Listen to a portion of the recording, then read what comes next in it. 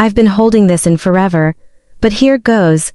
The air was thick that summer evening, humidity clinging to my skin like a second dress as I stood on the balcony of the community center. I was 45, married, a mom, safe, or so I thought. But then I saw him 70 leaning against the railing, his silver hair catching the sunset's glow. His eyes met mine and for a split second, I forgot how to breathe. Why did that one look feel like a betrayal already? I was there for a book club, clutching a worn copy of Jane Eyre my daughter had scribbled in. He was a guest speaker. A retired professor with a voice like warm gravel. My husband Mark was at home, probably wrestling with our son's math homework. I should have been thinking of them. But instead I noticed the way his hands moved when he spoke, steady, deliberate, like they knew secrets. "You're new to the group, aren't you?" he asked me. Later, his gaze lingering, I nodded, my throat tight, feeling like a teenager caught staring. The balcony railing was cool under my palms, grounding me as we talked. James spoke about literature, but his words felt personal, like he was peeling back my layers. I laughed aloud at his jokes, my wedding ring heavy on my finger, Mark. And I had been solid for 20 years. But lately he felt like a roommate. James, though. He saw me, not the mom, not the wife, just me. Guilt twisted in my chest, but longing was stronger. I told myself it was nothing, just a conversation, but when I left, he called after me. "Come back next week. I'll save you a seat." His voice was a promise, and I felt it settle deep inside, like a stone in a lake. I drove home, the car's leather seats sticking to my thighs. Replaying that moment. Mark was asleep when I got back, the kitchen clock ticking too loud. I stood there staring at our family photos on the fridge, wondering what I'd just let in. What do you do when a stranger's glance feels more like home than your own life? The next week I told myself I wouldn't go back. I stood in our kitchen, the linoleum cold under my bare feet, stirring pasta sauce, while Mark scrolled through his phone. "Book club again tonight?" he asked, not looking up. His voice was flat, like he already knew my answer. "Yeah," I said, my heart racing. I was lying to him, to myself. But James's words, "I'll save you a seat," echoed in my head, pulling me like a tide. The community center was dim when I arrived, the fluorescent lights buzzing softly. I wore a blue dress, one I hadn't touched in years, and felt ridiculous until James smiled from across the room. "You came," he said, his voice low, like a secret meant just for me. He was in a tweed jacket, his hands tucked in his pockets, and I noticed the faint scent of his cologne, sandalwood, warm and dizzying. We sat in the back, our chairs closer than they needed to be. He leaned in during a discussion about Wuthering Heights, his breath brushing my ear. "You ever feel like Kathy, torn between two worlds?" I froze, my fingers tightening around my book. His question wasn't about literature, it was about me. I mumbled something vague, but my cheeks burned. Longing surged through me, sharp and reckless. I glanced at the other women in the group. Susan, always cheerful, oblivious to the tension. She was the kind who baked cookies for everyone. Her laughter a constant hum. I envied her simplicity. Afterward, we lingered in the parking lot, the asphalt still radiating the day's heat. "Walk with me," James said, nodding toward the park nearby. I should have said no, but my feet moved anyway. The park was quiet, fireflies blinking in the dusk. We stopped by a bench and he touched my arm, just a graze, but it sent a jolt through me. "You're different," he said. "You don't belong in that ordinary life." His words were a knife cutting through the walls I'd built. I drove home, shaking the car's engine, humming too loud. Mark was watching TV when I walked in, his eyes soft but distant. "Good night?" he asked. I nodded, guilt choking me. I'd crossed no real line. But I felt it, the pull toward James, the betrayal. In my thoughts, "You don't belong in that ordinary life." Those words became my mantra, a dangerous echo of the glance from that first night. Shareable line. Sometimes a stranger's words can unravel your whole life. What happens when you start craving someone else's voice over your own husband's? The park became our place. Every Tuesday after book club, we'd wander its paths, the gravel crunching under our shoes, the air heavy with jasmine from nearby gardens. It was late summer, the kind of dusk where the sky bruises purple, and I'd tell Mark I was staying late to help clean up. The lie came easier each time, but my stomach knotted tighter. James and I never touched, not really, just brushes of sleeves or fingers passing a coffee cup. But every moment felt like a theft. I was stealing time, stealing myself, and the stakes were clear. My marriage, my family, my entire world could crumble. One evening we sat on a bench by the pond, the water rippling under a lazy breeze. His hands rested on his knees, veins prominent, strong despite his age. I couldn't stop staring. "You're quiet tonight," he said, his voice soft but probing. "What's on your mind?" I wanted to tell him the truth, that I was terrified of how much I wanted this.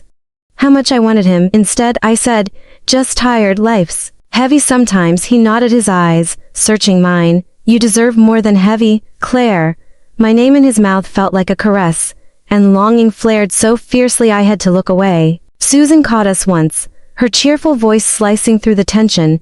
"You two are always chatting," she chirped, oblivious, her arms full of Tupperware from the meeting.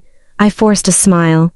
My pulse hammering. James was calm, offering her a polite nod, but I saw the flicker in his eyes, caution, maybe fear.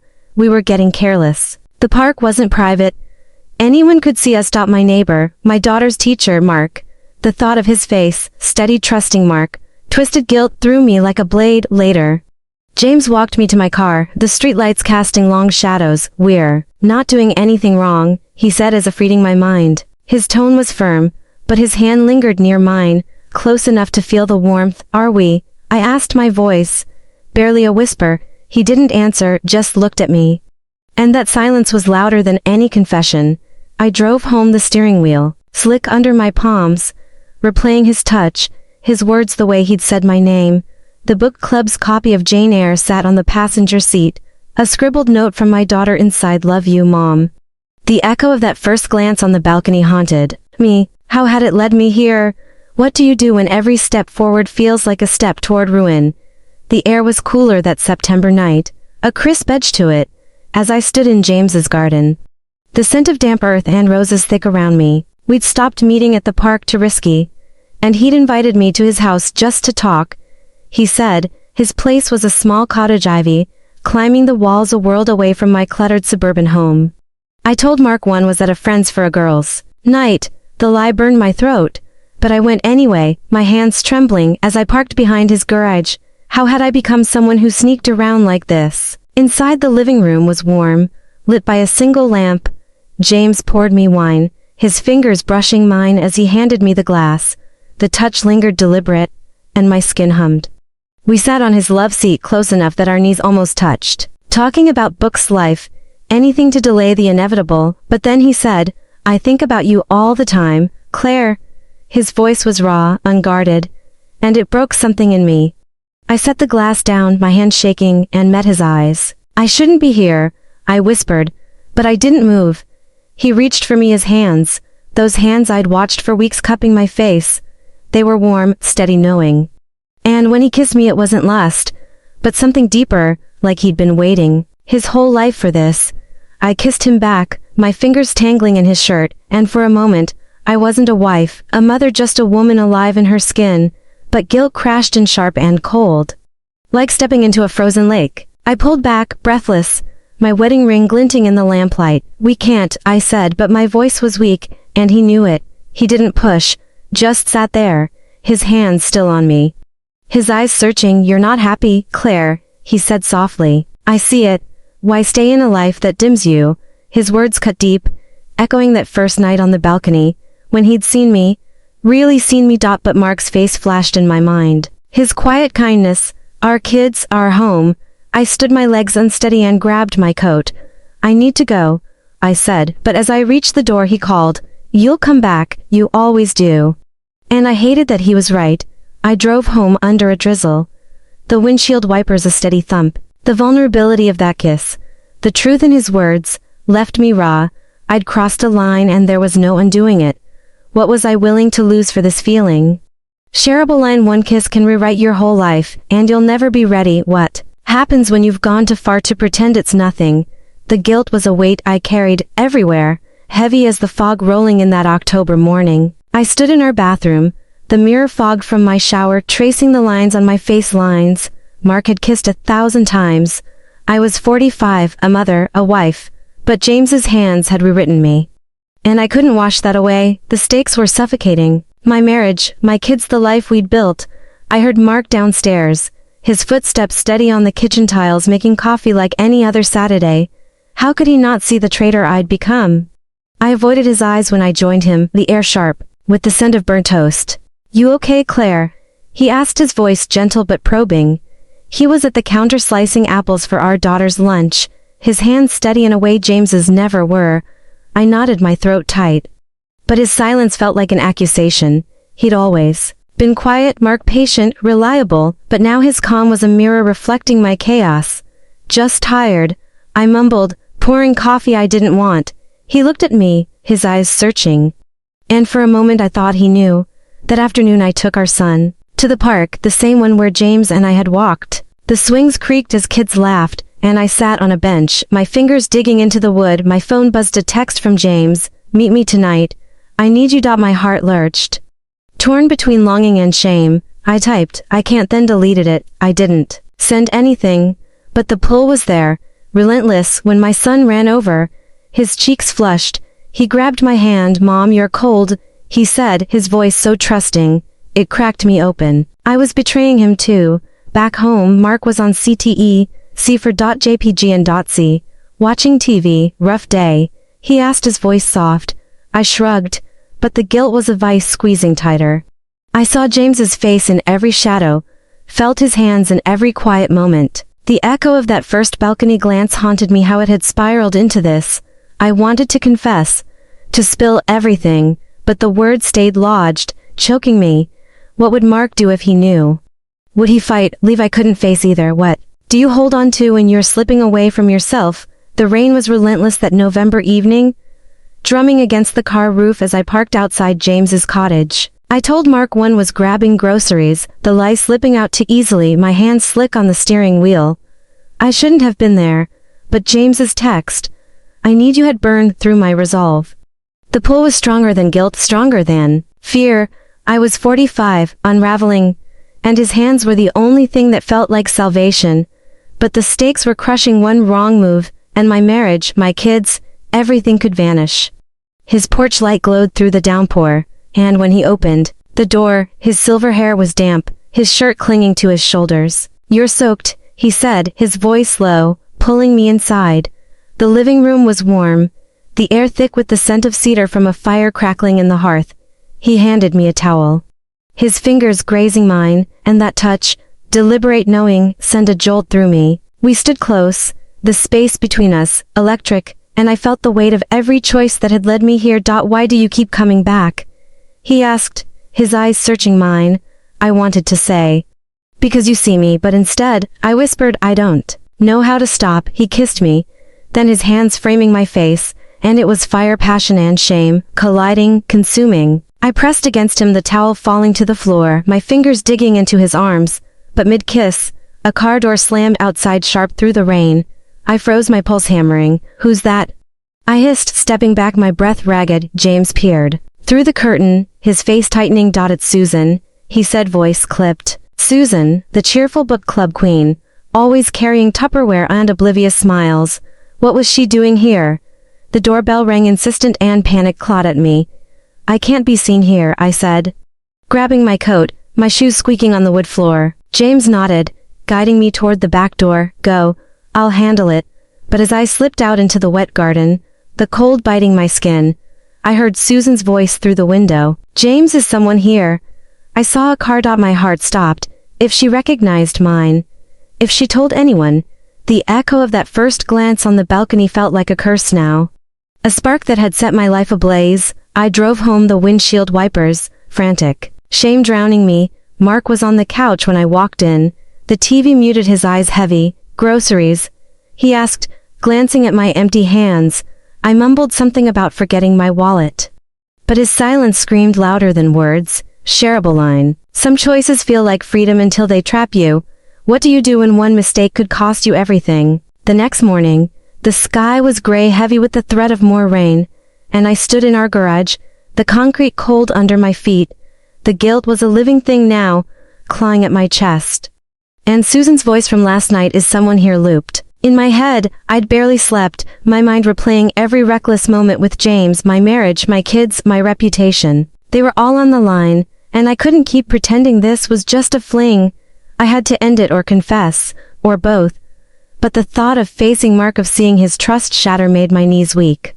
I was folding laundry in the living room later, the dryers hum a steady drone, when Mark came home early.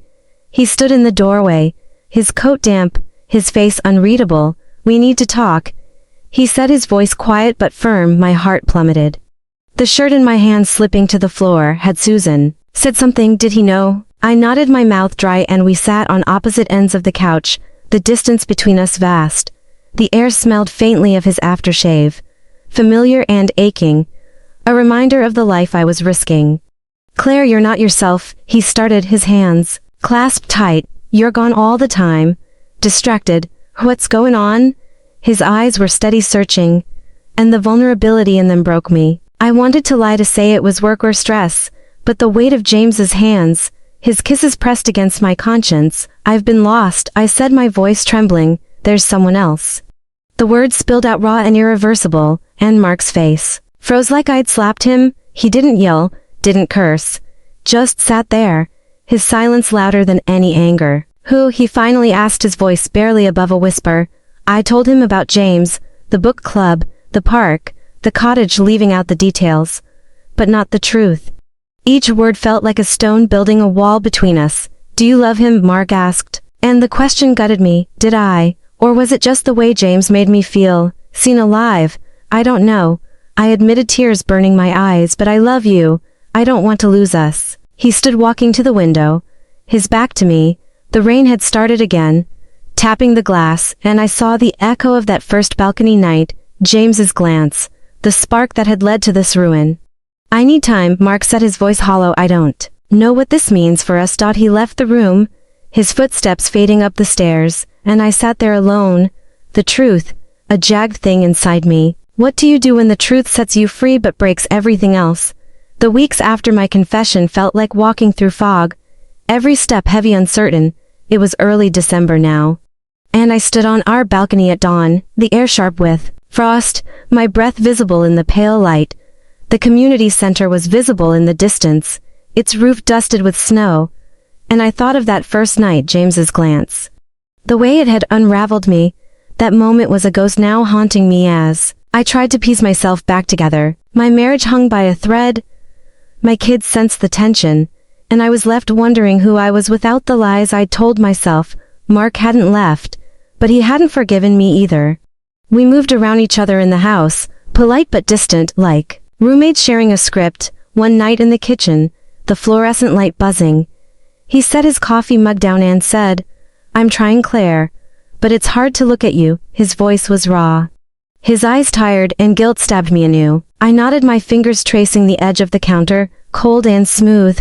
"I'm sorry," I whispered, but the words felt hollow, too small for the hurt I'd caused. I stopped going to book club, cut contact with James. He texted once, "I miss you," but I didn't reply. The pull was still there, faint but real, like a bruise that hadn't faded. Susan, oblivious as ever, left cookies on our porch with a note, "Miss you at the club." Her cheerfulness felt like a rebuke, a reminder of the normalcy I'd thrown away. My daughter found me crying in the bathroom once, the tiles cool against my knees. "Why are you sad, Mom?" she asked, her voice small. I hugged her, her hair smelling of strawberry shampoo, and said, "I'm just figuring things out." But the truth was, I'd betrayed her too. I started therapy, sitting on a stiff couch in a small office, the clock ticking too loud. It helped slowly to untangle the loneliness that had driven me to James, the need to be seen. I wasn't sure if Mark and I would make it. Some days I saw love in his eyes, others just pain. But I was choosing him, choosing us. Every day I stayed. The balcony where it all began was my refuge now, a place to reflect, to mourn the woman who'd let longing blind her.